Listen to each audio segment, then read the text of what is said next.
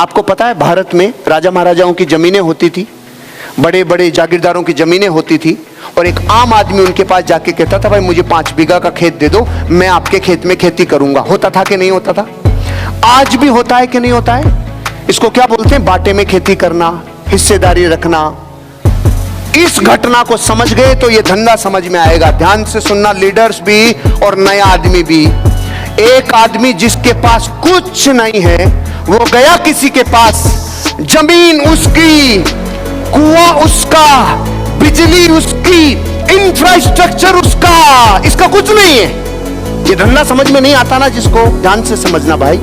ये समझ में आ गया तो वो समझ में आ जाएगा। जमीन उसकी, पूरे इंफ्रास्ट्रक्चर उसका, कुआं उसका, बिजली, पानी, मोटर, ट्यूबवेल सब उसका, और ये जाकर कहता है भैया मैं इसमें खेती कर लेता हूं, कुछ हिस्सा मेरा, कुछ हिस्सा आपका। ये होता है कि नहीं होता? होता था कि नहीं होता?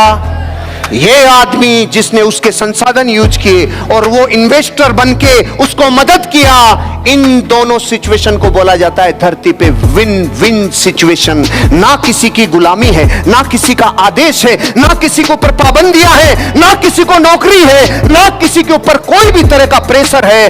दोनों एंटरप्रेन्योर हैं, दोनों विकसित हो रहे हैं। अब मैं आपको कैसे समझाऊं, ये बिजनेस भी ऐसा ही है। इंफ्रास्ट्रक्चर किसी और का, साइंटिस्ट किसी और के, प्रोडक्शन किसी और का, चीजें किसी और की। आप जाकर कहते हो मुझे एजेंसी दे दो। हमने सबने कहा था मुझे एजेंसी दे दो, हम सब लोग करोड़पति बन गए।